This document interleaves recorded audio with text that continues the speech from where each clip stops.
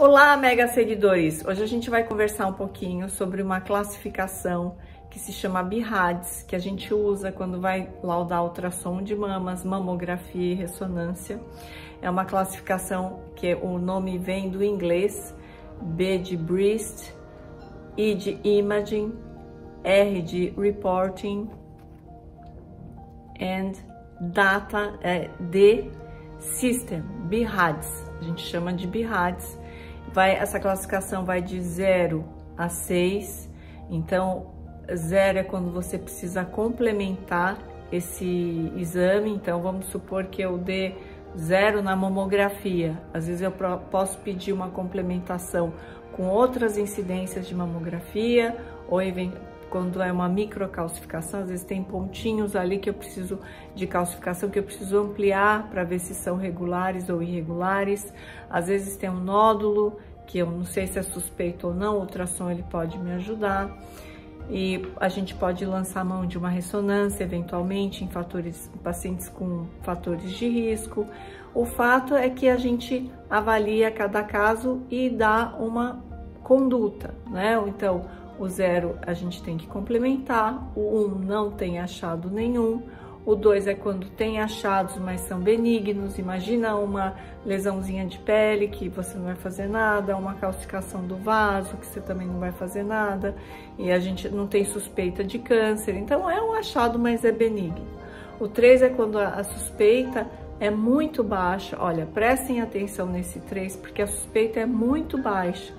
O clínico vai orientar vocês quando precisa ou não fazer uma conduta, uma biópsia, alguma coisa, ou um controle, né?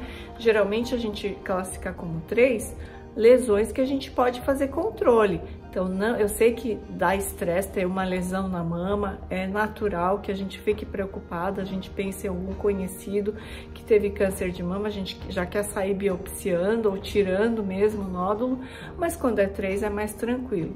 O 4 é quando tem uma suspeita maior e o 5 é quando tem uma alta suspeita.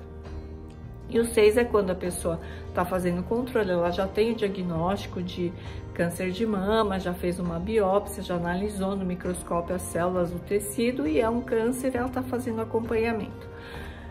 Bem, o BIRADS, ele surgiu porque tinha muita briga, gente. Eu sou da época, sou da geração Boomer/X, eu sou da época que não tinha BIRADS. A gente trouxe BIRADS até para Santos porque tinha uma briga entre mastologistas e radiologistas, porque a gente descrevia a lesão, aquela lesão, o clínico que recebia não tinha muita segurança se aquilo era para biopsiar ou era para fazer um controle, de repente era para fazer um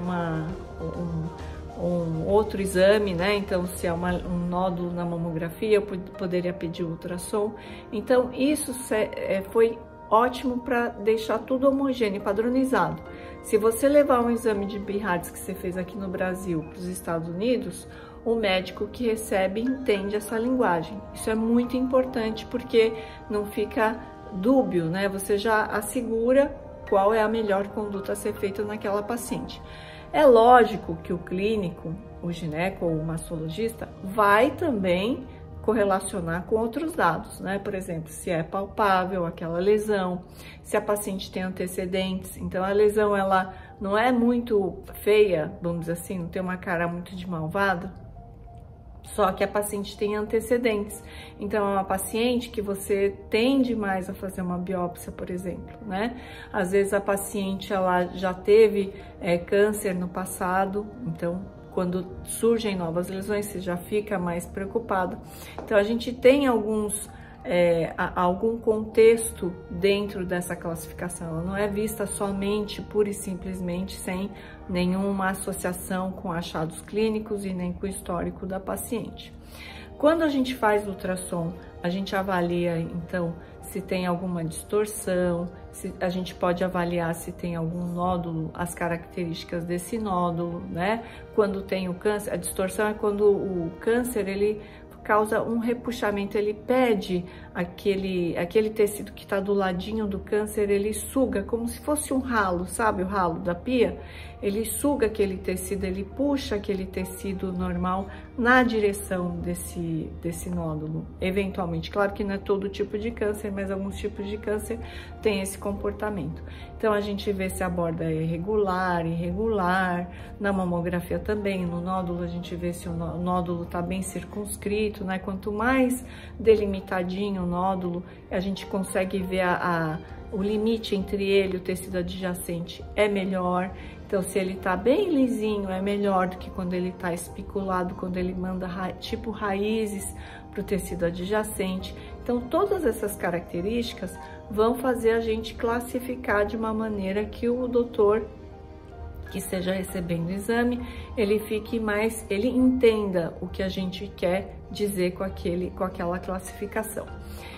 A ressonância a gente usa em pacientes que têm alto risco, então vamos supor que o paciente tem um gene que predispõe a câncer de mama, ou que ele tem, geralmente a paciente tem irmã, filha ou mãe com câncer, quer dizer, uma pessoa próxima, geneticamente falando, e teve parentes que tiveram câncer numa idade mais precoce do que 50 anos, antes da menopausa.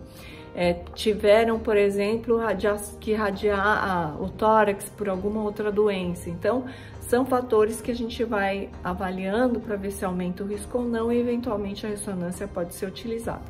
Ela é utilizada também para alguns casos de mamografia, que a gente fica em dúvida, a gente às vezes sugere, né, ou o clínico mesmo, ele sugere que se complemente com a ressonância, ou antes de fazer uma cirurgia, eventualmente. Tem alguns casos que os clínicos gostam de fazer para ver se realmente não tem outro foco, porque se tiver outro foco em outro pontinho da mama ou na outra mama, a cirurgia ela muda radicalmente a conduta, então eles pedem a ressonância.